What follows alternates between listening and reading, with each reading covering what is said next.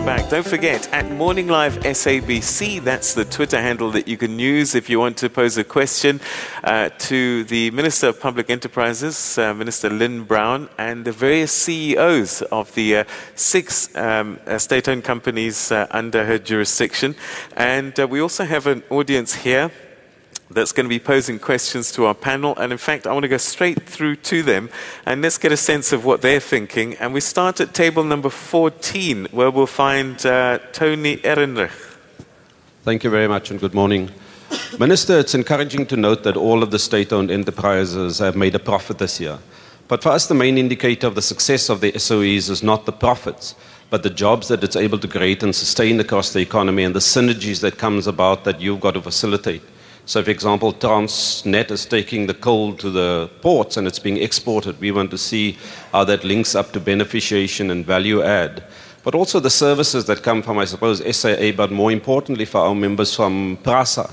We're not getting the investment, we're not getting the trains, and we're not getting the response to the needs of our constituency. So we'd like to hear from you, Minister, how are we going to address those issues? Because there are real concerns and problems. But our members become a bit despondent when they see, I suppose, the palace politics at the top. You've spoken about how you're managing the boards, but we'd like to hear more concretely, as we see the turnaround on the balance sheets, how are we going to see the turnaround in the governance issues? Because that's important in taking the good story forward that we no doubt believe is taking place, but has got to translate into real benefits for our members. Thank you very much. Okay, Minister. Tony makes 2 very important points. The one is the issue of beneficiation. And it is a combination of departments working together to improve the capability. What Transnet does, it just is freight. It moves coal, manganese, and very interestingly, into the African continent. I've just come back from seeing a joint operation in Mozambique, and a small body of people, 4 or 5 of them, with WhatsApp, move tons of sugar, manganese, and coal through to Swaziland, Harare, into South Africa, and of course to Maputo, and from the port of Maputo out into the global world. But having said that, we do employ collectively the 6 state-owned companies more than 170,000 workers. That excludes contract workers and so forth.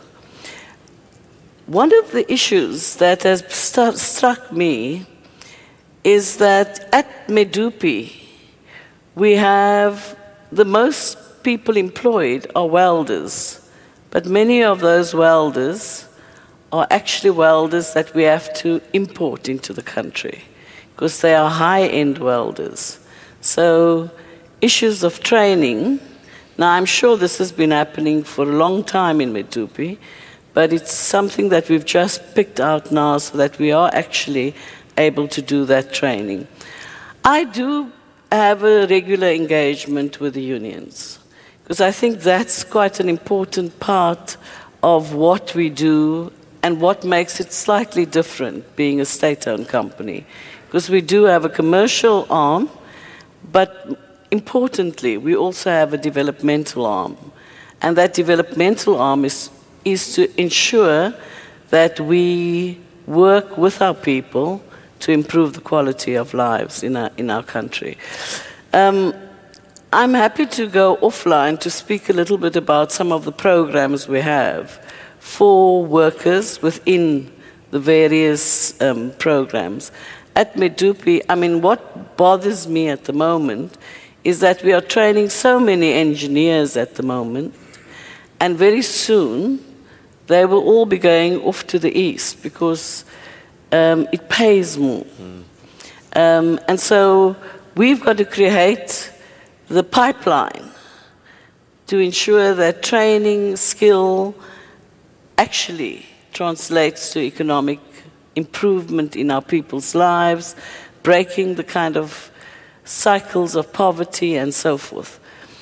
But we're not there yet. It's still a long way to go. All right, you mentioned Medupi, and I'm wondering, Mr. Molefe, when I hear Medupi, Kusile, the word delay keeps coming up. Where are we with those? Well, the programs have been delayed for about, average about 4 years. We are catching up, and I'm happy to announce that we will not announce any further delays on Unit 6 of Medupi, which is the first unit that is due to be commissioned, and that it will be finished on budget. But also for the rest of the program, the latest dates that we have, we are going to stick to them and make sure that these programs are delivered by 2018, 2019. Okay, so no more delays? No more delays. Okay, all right. You've said that on live TV now. We've recorded it. Okay, let's go to table 14. We'll find Kangela Baloy with the NUM. Oh, thank you, Peter. The CEO of Eskom mentioned that they are electrifying many homes, which is a good thing to do. But when you do that, we need to be very careful that we are increasing demand to the already strained grid. That's why my question was, when is Medupi and Kusile going to be commissioned? And my second question is, we read about the debts of municipalities, the money that is owed, municipalities are owing Eskom. How are you planning to collect that money? Because that is a problem. You can't be selling your product and you are not getting anything out of that. Okay, all right. So the first question's been answered. So the second question, these municipalities owe billions. How are you going to get the money? There were 20 municipalities that were in default of their payments with Eskom as at the end of the financial year. But during the months of May and June, we managed to sign agreements with them with new repayment plans with the help of Salga, with 19 of them. The last one signed last week, Thursday, which was Tawazimbi, which was still had not signed a repayment plan. So all 20 of them have signed repayment plans, and I'm happy to announce that they have stuck to the repayment plans. And in the last 3 months, we have collected close to 400 million from them of the 4 billion that is being owed. So they've made a commitment to you, but I guess the pressure that they still have is collecting from the actual consumers themselves, isn't there? I mean, we've got these enclaves that are developing.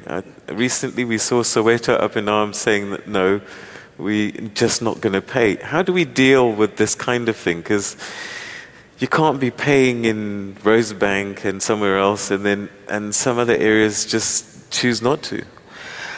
I think the long-term solution to revenue collection in electricity sector in South Africa is prepaid. Just as it is working so efficiently with the telecom sector, with airtime, people are able to see what they use and are able to budget and pay for the electricity that they can afford, that they can use. And if they cannot afford to have electricity, they don't accumulate debt. They wait for the day that they have the 30 rand or 20 rand to pay for electricity, rather than accumulating debt with the utility. And that they use, they can see what they're using and plan properly, and also be more responsible about how they use electricity. Okay. All right, let's go to table 6, where we'll find Andile Nomlala. Thank you, Peter. My quick question. in the BMF, it's quite encouraging to see that the state That's owned. the Black Management Forum? Yes. Yeah, yes. okay. I'm from the BMF. All right. It's very encouraging to see that actually the state-owned enterprises that are mainly run by black executives are actually turning around. This is obviously demystifying the myth that black empowerment and affirmative action is not working. But my quick question is simple. Now that we have these executives, most of them are seasoned executives above the average age of 45. What is it that is being done within these entities to develop highly skilled, well-educated, young black executives to emerge and substitute the likes of Brian Molefe in the next 7 years, the likes of Siyabonga Gama in the next 10 years? Thank you. Okay. But why does he think that we are above 45? I think you have to wear these shirts with these huge collars now. All right, so Minister, maybe you can start answering that. Yeah. We've just gone into a discussion with the School of Governance, and that is really to do issues around leadership, because all of our state-owned companies train engineers and so forth, but succession plans aren't made, and we do not train for succession plans. So we're in discussion with the School of Governance.